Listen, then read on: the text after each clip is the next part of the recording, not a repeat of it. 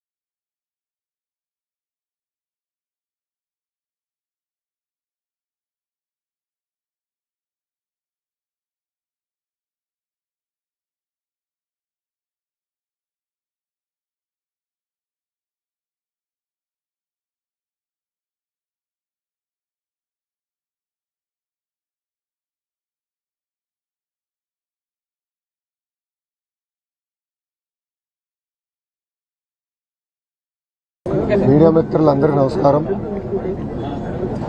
భారతదేశంలో అనేక ప్రాంతీయ పార్టీలు ఉన్నాయి, కానీ కేవలం ఒక తెలుగుదేశం పార్టీకే కార్యకర్తలు ఉన్నారు. ఆ పసుపు జెండా చూస్తేనే మా లాంటి కార్యకర్తలకి ఒక ఎమోషన్. మొన్న జరిగిన మహానాడులో కూడా చాలా స్పష్టంగా కార్యకర్తలే మా అధినేత అని డిక్లేర్ చేసుకునే ఏకైక పార్టీ తెలుగుదేశం పార్టీ. నాడు నేడు ఎప్పుడు కార్యకర్తలకు అండగా నిలబడేది తెలుగుదేశం పార్టీ. 2014లో ఆనాటి మహానాడులో కార్యకర్తలకు ప్రత్యేకంగా సంక్షేమ నిధి ఏర్పాటు చేద్దామని ప్రతిపాదించినప్పుడు ఇక్కడున్న పెద్దలతో సోమిరెడ్డి చంద్రమోహన్ రెడ్డి గారితో సహా చంద్రబాబు నాయుడు గారు అన్నాడు, ఒక నిధే కాదు, ఒక విభాగం ఏర్పాటు చేయండి, కార్యకర్తల్ని మీరు ఆదుకోవాల్సిన బాధ్యత మీరు తీసుకోండి అని నాకు చెప్తాం జరిగింది. ఇప్పటికీ కార్యకర్తల సంక్షేమం కోసం 135 కోట్ల రూపాయలు ఒక తెలుగుదేశం పార్టీ ఖర్చు పెట్టింది. అంతేకాకుండా గతంలో ఫ్యాక్షన్ దాడిలో ఆనాటి పాలకులు మా కార్యకర్తలను చంపేస్తే వాళ్ళ పిల్లలు మళ్ళీ ఫ్యాక్షన్లోకి వెళ్ళకూడదని హైదరాబాదులో ఒక మోడల్ స్కూల్ ఏర్పాటు చేసి ఆ పిల్లలకి కార్పొరేట్ స్థాయి పాఠాలు చెప్పించి ప్రయోజకులుగా కూడా మార్చడం జరిగింది. నా యువగలం పాదయాత్రలో కూడా నేను కల్లారా చూసా. ఆనాడు ప్రభాకరన్ని వాళ్ళ పిల్లల ముందల్ని నరికి చంపేస్తే ఆ పిల్లలందరినీ పార్టీ చదివించి ఈరోజు వాళ్ళు సెటిల్ అయ్యారు. ఒకరు డెలైట్లో, ఒకరు ఎక్సెంచర్లో, ఇట్లా అనేక అద్భుతమైన కంపెనీలో వాళ్ళు పనిచేసే పరిస్థితికి వచ్చారు. ఈరోజు మీ అందరు తెలుసు, సుబ్బానాయుడు అన్న మన దగ్గర లేరు, మనందరం కోల్పోయాం. ఒక క్రమశిక్షణ పట్టుదలకి మారు పేరు సుబ్బానాయుడు అన్న. నేను ప్రత్యక్ష రాజకీయాల్లోకి 2013లో వచ్చాను. పెద్దలతో నేను ఎప్పుడు చర్చించిన మాట సుబ్బానాయుడు గారితో దగ్గరగా ఉండేవాళ్ళం, నవ్వుతూ మాట్లాడుకునేవాళ్ళం. ఇద్దరికి ఆవేశం కనుక ఇద్దరు రూమ్లో కూర్చొని తిట్టుకునేవాళ్ళం. కానీ ఎప్పుడు జై తెలుగుదేశం అనే ఒకే ఒక పదంతో ముందరికి కాదు. మొన్న క్యాబినెట్ మీటింగ్ పూర్తయింది. అప్పుడే మా మంగళగిరి నియోజకవర్గంలో ఫోన్ చేసి ఇట్లా సుబ్బానాయుడు అన్నకి బ్రెయిన్ స్ట్రోక్ వచ్చింది, ఇట్లా ఆసుపత్రిలో చేర్చామని చెప్పిన వెంటనే నేను పరిగెత్తుకుంటూ వెళ్ళి కుటుంబాన్ని కలిశాను. అంతేకాకుండా డాక్టర్లు కూడా చెప్పాం, బెస్ట్ ట్రీట్మెంట్ ఎక్కడుందో తీసుకొద్దాం, సుబ్బానాయుడు గారిని మనం కాపాడుకోవాలని కూడా చెప్తాం జరిగింది. కానీ చాలా బాధాకరమైన విషయం ఏంటంటే ఆయన్ని మనం ఈరోజు కోల్పోయాం. అంతేకాకుండా అది చూసి భానుని కూడా తెలుగుదేశం పార్టీ కోల్పోతాం చాలా చాలా బాధాకరం. వాస్తవంగా చెప్పాలంటే మన నియోజకవర్గంలో ఒక బలమైన నాయకుడిని, రాష్ట్రంలో కూడా బలమైన నాయకుడిని ఈరోజు తెలుగుదేశం పార్టీ కోల్పోతాం జరిగింది.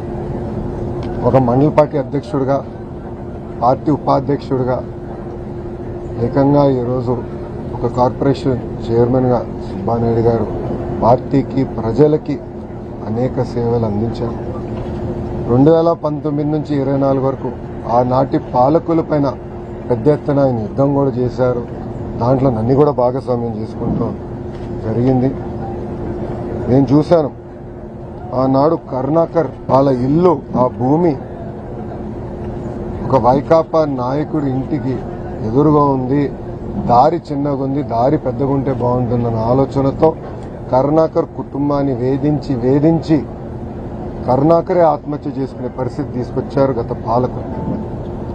ఆనాడు సుబ్బానాయుడు గారి నాయకత్వంలో మేమందరం ఇక్కడికి వచ్చి కుటుంబానికి అండగా నిలబడతామే కాదు, ఎవరి దగ్గర అయితే వాళ్ళ భూమి పత్రాలు తాకట్టు పెట్టించారో అది సుబ్బానాయుడు గారు సొంత డబ్బులు ఖర్చు పెట్టి విడిపిస్తాం కూడా జరిగింది.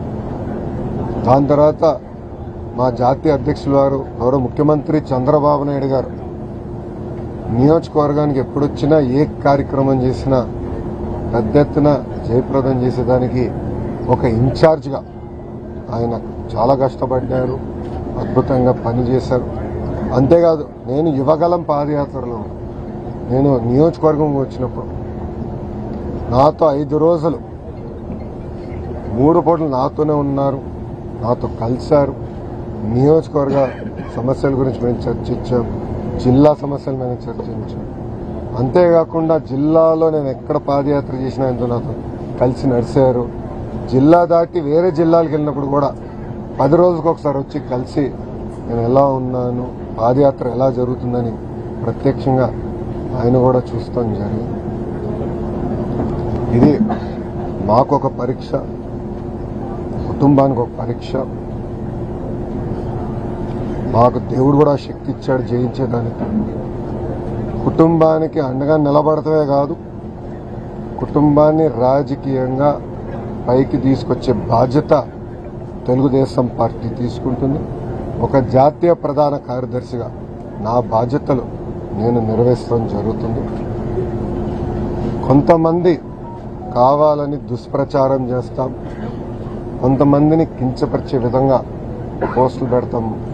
ఇవన్నీ నేను గమనిస్తున్నా. దీని వెనకాల ఎవరున్నా చాలా కఠినమైన నిర్ణయం తీసుకుంటాం, యాక్షన్లో చూపిస్తాం. కుటుంబం కష్టంలో ఉన్నప్పుడు అండగా నిలబడాల్సిన బాధ్యత అందరిపైన ఉంటుంది. సమాజంలో ఎవరున్నా వాళ్ళపైన ఉంటుంది. నాకు కొన్ని వివరాలు కూడా ఇచ్చారు. తప్పనిసరిగా దానిపైన మేము రివ్యూ చేసుకుని కఠినమైన యాక్షన్ కూడా తీసుకుంటాం. కుటుంబానికి అండగా నిలబడతాం. రాజకీయంగా పైకి తీసుకొచ్చే బాధ్యత వ్యక్తిగతంగా నేను తీసుకుంటానని కుటుంబానికి చెప్పాను. ఇప్పుడు కార్యకర్తలందరూ కూడా తెలియజేస్తున్నారు. నేను సలహా తీసుకున్నాను. అందరికీ నమస్కారం.